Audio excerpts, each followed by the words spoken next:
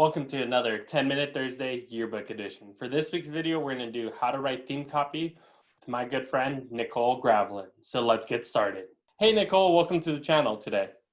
Hi, Carlos. Thanks for having me. So being this is your first time on the channel, can you tell us a little bit about yourself so the viewers know who you are?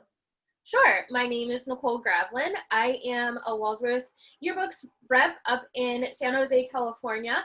But before this, I majored in English and also have a publishing master's degree. So I kind of know what I'm talking about. Yeah, you definitely do. I don't even have a master's. That's too much school for me. I love school. Good for you. All right. Well, Nicole, today we brought you on so you can help talk about theme copy. I know you have a presentation, so let's just jump right into it. All right, let's go. So when you're writing your theme copy, this is often what I hear from yearbook staffs being the hardest part of finishing the yearbook. A lot of times staffs leave the theme copy till the very last deadline and are frazzled and don't know what to do. So I went ahead, I read a lot of different blog posts, I've listened to different audio about what to do and how to write, and I decided I would simplify it for everyone and make it easy to remember with copy. So the C is for can't use cliches. We're gonna stay away from that. And in the next slide, I have examples of things we should not be using because it's boring and it's overdone. For O, we have opinions from students. Definitely include quotes in your theme copy. It will help bring it along and write it all down and make sense. The next thing is P for personalize. We're going to personalize that theme copy with specific numbers, dates, and locations. These numbers, dates, and locations are going to be super specific to your school this year, your area, your city, your town, whatever it is. It should only apply to you. And the last thing is the Y for your theme in action. So you are going to be explaining your theme in other words. So you're not going to be using the same words over and over and over again, but it needs to be explained. So next, here's some simplified steps for writing your theme copy, because it can be a little bit overwhelming to try and figure out, like, all right, here's our theme, now what? And when I was in college, I was a writing tutor, so I spent a lot of time helping students from all different majors write down what they're thinking. So the first thing that is super helpful is to write down other ways to say your theme. And if this is a little bit confusing or it kind of puts you in like a deer in headlights, just write down how you would explain why you picked your theme to somebody else. So if your theme is something like, we did that, okay, what does that mean? Why did you pick that theme? And then you might say, because we wanted to talk about how proud we are of being at this school and we did this and that, and write all that down. The next thing is to make a list of school-specific and unique events or places. So that goes back to what I said before about being super specific to your school. So what different places in your school are really popular? What would people look back on and read in your yearbook and be like, oh my gosh, I remember going to that locker, or this thing that would happen all the time. Another thing would be events. Do you guys have like some weird event that only happens at your school and nowhere else? The other thing is deciding on your voice. Is this going to be conversational? Is it going to be comedic? Are you going to be really, really serious? Are we talking about serious issues? Are we trying to be lighthearted? So decide on that. The other thing to do is interview students. That's how we're going to get the voice of everyone in your school and get those specific details. And you're going to use your theme idea as a jumping off point and ask them questions based on what your theme is to get them to talk. We care about what people think individually. We don't really care about reading about the writer, whoever that is, their opinion. And lastly, what you're going to do is you're going to write around the list that you made above.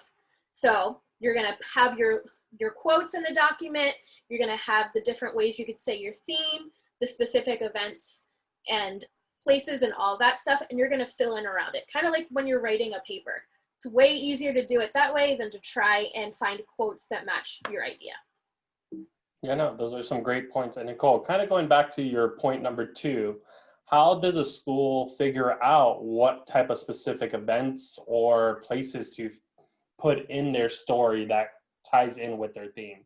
Is there a tip you have for how to narrow down which one to pick?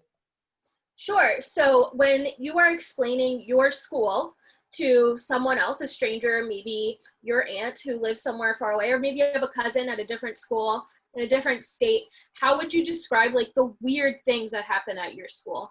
Do you have a really specific spirit week that happens every year? And this is my favorite thing, that at one of my schools that I work with, they have a salad dressing day during their spirit week. And each grade is assigned a different salad dressing, and they dress up as it. That is super unique. I've never heard about that anywhere else, and I am obsessed. I always make it a point to be there on that day to see everyone dressed up like ranch and Hawaiian and Caesar. It's really funny. So make sure you guys know what's really unique to your school.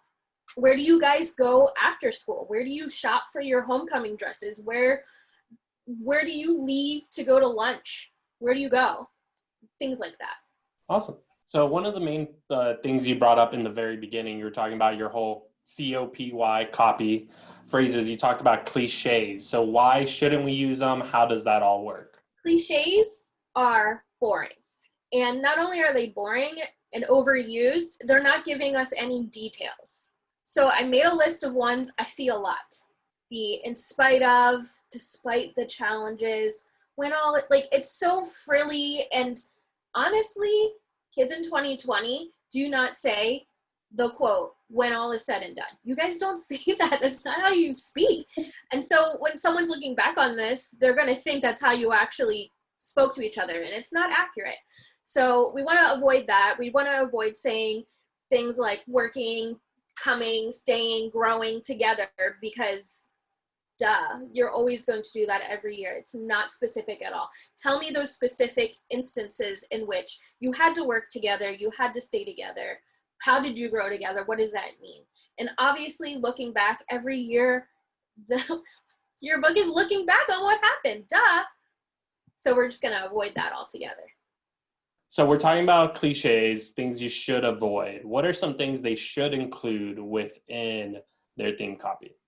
So I went ahead and opened up some yearbooks from 2020 and pulled out some specifics they used throughout their theme copy. So things like 6 false fire alarms in 1 month. That's very specific to this school in this particular school year. Fighting over 1 parking spot in the junior lot every morning. That's giving you a location, it's giving you an event that's very particular. Another thing, and I mentioned it before, was where you get your homecoming dress. They shop at Mona's. We don't have Mona's here. I don't know what that is. So that's super specific to that area. And then the last one, Slingsby is going to stop me every day at the student lot gate to see if I have my ID. That is a very specific teacher and a very specific event that people can relate to. So things like this are happening at your school. Be sure to include them. Yeah, no, I really like that point, and that brings up a good point that you want to be as specific to your school population as possible, because that's really what helps differentiate you from a school in Florida or a school in Colorado. And yeah, school every year, because sometimes Slingsby may not be here next year and it's Carter doing the stopping or doing something else. Yeah. And like you said, Mona's like the 1 parking spot. I can relate to that in college. I remember fighting for parking spots all the time in college. And so, yeah, no, that's awesome. All right. So you brought up some great points on what we should include, what we shouldn't include. But how do we make it perfect? What are some things that we should do to clean it up and make it the best copy we can? All right. So once you've gathered all your information, your quotes, your specifics, all of these things, and you're putting it all together, this is how you're going to make sure it's cleaned up. You can write your theme copy in first or second person. So you can use I, we, you, all those fun things that we avoid everywhere else in the book. The other thing, be conversational. This needs to be in the voice of your students. So like I said before about you guys not saying certain phrases, be sure that that whole entire theme copy is something you guys would actually say to each other. Another fun one is short sentences are best. This is not an AP writing assignment. This is the yearbook, and conversational has shorter sentences. And on that note, sentence fragments are okay if you use them effectively. If you're doing something like alliteration, repetition, you're repeating the same thing over and over again, those little sentence fragments are okay. We don't want to do something like a weird run-on sentence or just like random words sprinkled here and there. You know what to do. You guys are journalists. And the last thing is we're sticking with your school, your students, and this year. We don't care what happened across the country in general. We want to know what happened at your school. What was it like living here in this time at your school to your students? Hey, Nicole, that was a great presentation. Thanks for being here. I love your thing about utilizing the word copy within how to write theme copy. And can you reiterate what those four are for our viewers, just in case they missed it? Sure. So remember, when you're writing theme copy, copy. C, can't use cliches. O for opinions of your students. P for personalizing it to your school. And Y for your theme in action.